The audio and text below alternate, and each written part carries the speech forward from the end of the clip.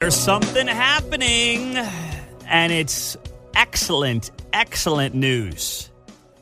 Big tech continues to do a complete 180 from where it was just 4 years ago. We know what Elon Musk is doing, but a video just dropped from Mark Zuckerberg.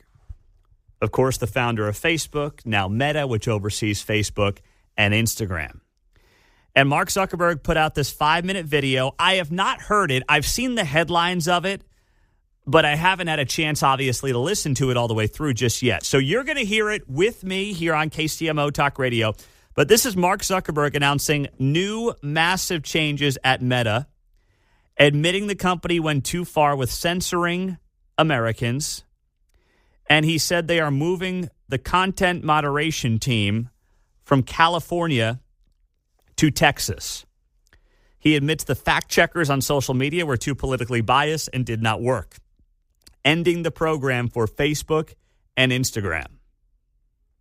This is huge. Let's roll Mark Zuckerberg this morning. Hey everyone. I want to talk about something important today because it's time to get back to our roots around free expression on Facebook and Instagram.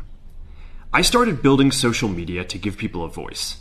I gave a speech at Georgetown 5 years ago about the importance of protecting free expression, and I still believe this today. But a lot has happened over the last several years. There's been widespread debate about potential harms from online content. Governments and legacy media have pushed to censor more and more. A lot of this is clearly political, but there's also a lot of legitimately bad stuff out there. Drugs, terrorism, child exploitation.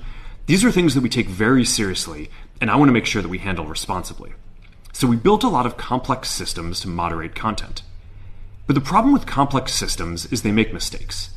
Even if they accidentally censor just 1% of posts, that's millions of people. Stop right there. Stop right there.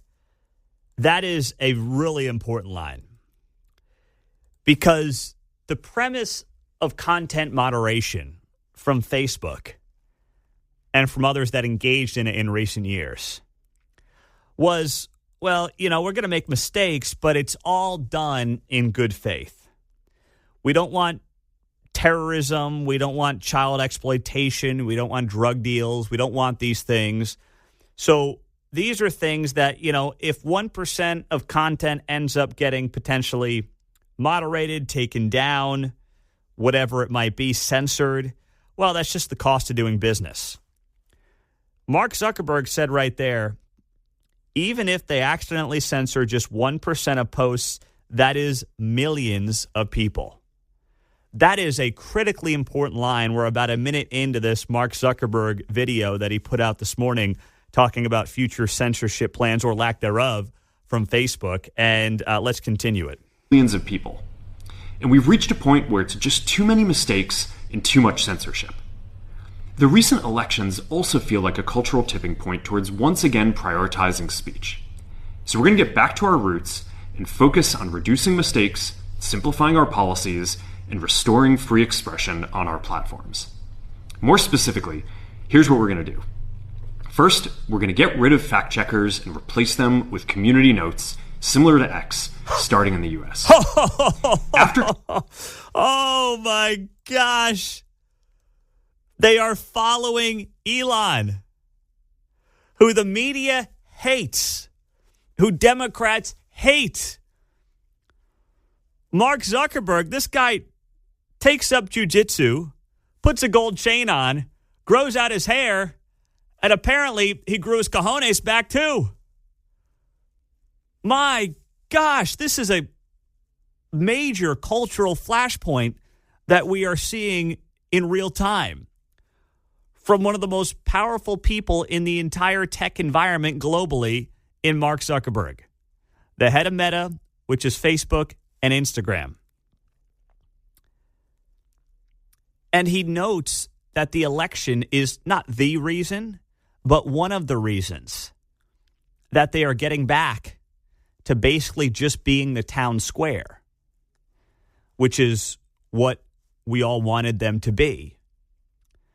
And that doesn't mean that you can deal drugs in the town square, right? There's still laws against dealing drugs, but it means when it comes to censoring posts and determining what gets deplatformed, those days now appear to be over on Facebook and Instagram. Let's continue with Mark Zuckerberg from a video, 5-minute video he just put out this morning.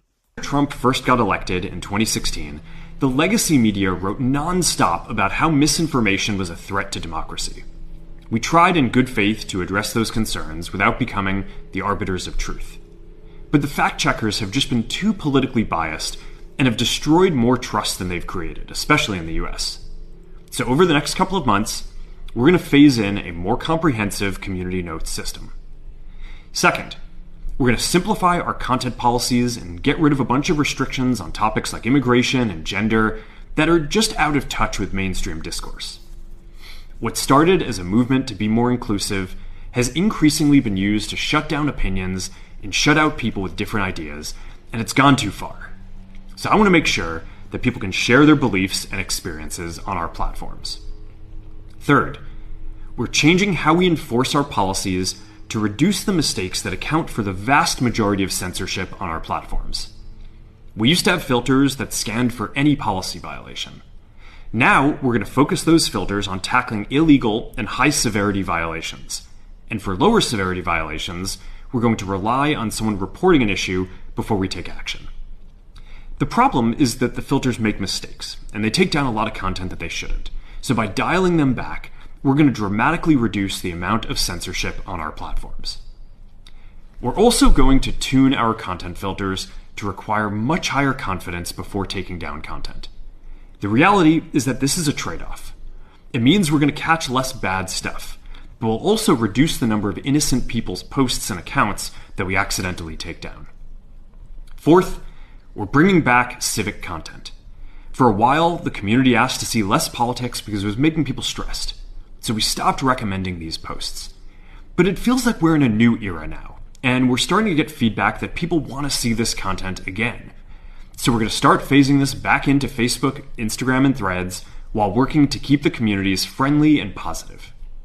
Fifth, we're going to move our trust and safety and content moderation teams out of California, and our US-based content review is going to be based in Texas. As we work to promote free expression, I think that it will help us build trust to do this work in places where there is less concern about the bias of our teams. Wow. Finally, we're going to work with President Trump to push back on governments around the world that are going after American companies and pushing to censor more. The US has the strongest constitutional protections for free expression in the world. Europe has an ever-increasing number of laws institutionalizing censorship and making it difficult to build anything innovative there. Latin American countries have secret courts that can order companies to quietly take things down. China has censored our apps from even working in the country. The only way that we can push back on this global trend is with the support of the US government. And that's why it's been so difficult over the past 4 years when even the US government has pushed for censorship. By going after us and other American companies, it has emboldened other governments to go even further. But now we have the opportunity to restore free expression, and I am excited to take it. It'll take time to get this right, and these are complex systems. They're never going to be perfect. There's also a lot of illegal stuff that we still need to work very hard to remove. But the bottom line is that after years of having our content moderation work focus primarily on removing content, it is time to focus on reducing mistakes, simplifying our systems, and getting back to our roots about giving people a voice. I'm looking forward to this next chapter. Stay good out there, and more to come soon. Holy crap. Mark Zuckerberg.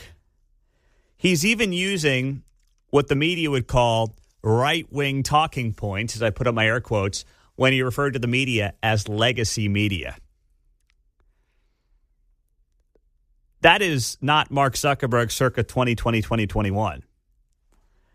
This is an enormous moment when it comes to the future of American interaction, human interaction, and what lies ahead for big tech.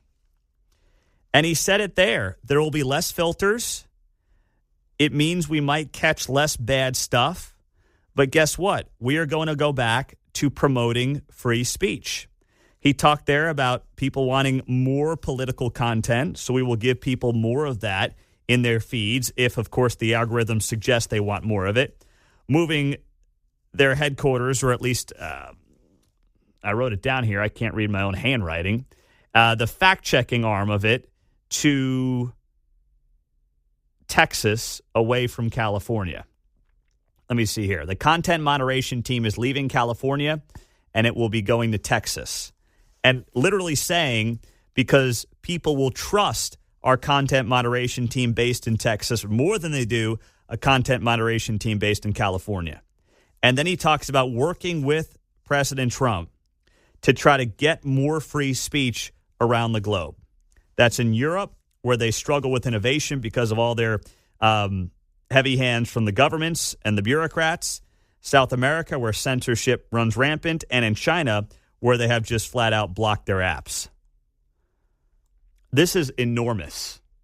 913-408-7957. This line stood out to me from Zuckerberg. Mark, could you go to the 217 mark in that video? I want to start it there.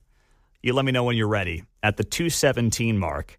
This is, I think, one of the most important lines in this 5-minute video from Mark Zuckerberg that will get overlooked as this conversation continues today. Changing how we enforce our policies to reduce the mistakes that account for the vast majority of censorship on our platforms. We used to have filters that scanned for any policy violation. Now, we're going to focus those filters on tackling illegal and high-severity violations. And for lower severity violations, we're going to rely on someone reporting an issue before we take action. That's it. That's it right there. So that's basically the X approach. If you're doing illegal things, trafficking human beings, trafficking drugs, I mean, that's what you want them to be in the business of. And then alerting authorities, obviously, to take the appropriate legal stance on whatever it is going on their platform.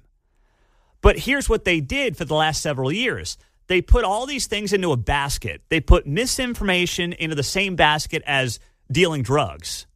And it was like, well, sometimes our filters don't work right. Well, as he notes here, the filters make mistakes. And they took down a lot of content that they shouldn't. And then by dialing them back, they are going to reduce the amount of censorship on all of their platforms. And you have to report something. Now, there's no doubt, you're going to have triggered lefties in Wokewood who are going to see a post from somebody somewhere in Kansas City and be like, oh, that's upsetting to me. I've got to report that. But then it's going to go through the same process, or at least a similar process to what X does. And it's like, you know what? Sorry there, Karen. I hate to use the name Karen because we got some nice Karen callers who get upset when we use Karen. It's Mark's mother as well. I hate to do that to her, but, Brandon, I don't know. What name do you want to use? Let's go, Brandon. You want to use Brandon as the male version of Karen? That's fine with me. But sorry, Karen. Sorry, Brandon. Just because this post upsets you doesn't mean we're going to deplatform it or do something about it. Get over it. Keep scrolling. All right? If you don't like it, keep scrolling. That's what adults do. And that's all any of us wanted from our social media platforms. I don't want anybody on the left side of the aisle deplatformed. I don't want any of them having their posts taken down. I want to actually debate them on social media.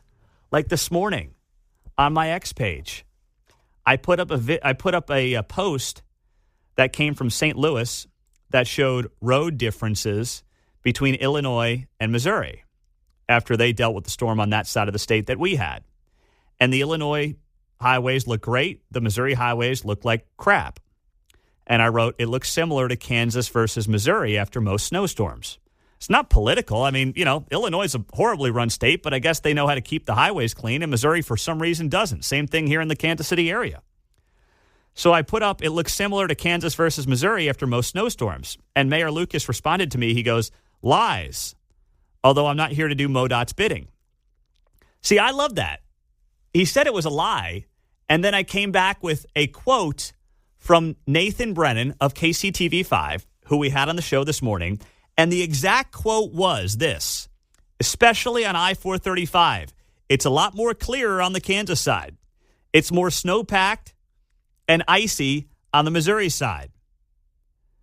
That's the guy driving the roads. I refuted his lie with a fact. I fact-checked him in real time from somebody who was actually reporting on the job. I don't want anybody deplatformed. I like going back and forth with people. If I'm right, the facts will bear that out. And if I'm wrong, then you got me. It's all good. 913-408-7957. That's what the town square is. Derek in Oak Grove. Go, you're on KCMO. Hey, I just had two thoughts about this. I'm guessing that he's moving to Texas. There's probably some kind of cost saving in this, like just not even worrying about that aspect of your business anymore is going to save money. And then I bet it's like a double benefit because the government won't you won't have to deal with regulation as much if you're not trying to regulate what's on your site in that way. Like there was that argument about if Facebook or Twitter was a publisher. Does that make sense? Yeah, you know what I mean?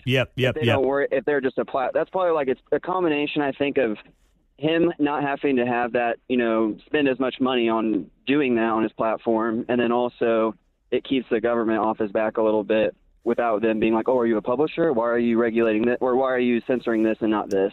Listen, that would be like my guess. Derek, I don't think you're wrong in noting that he's probably saving money with this.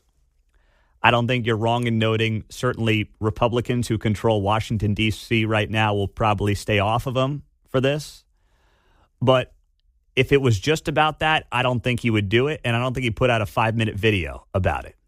I think Mark Zuckerberg knows where the cultural and political winds are in this country, and he's trying to stay with them.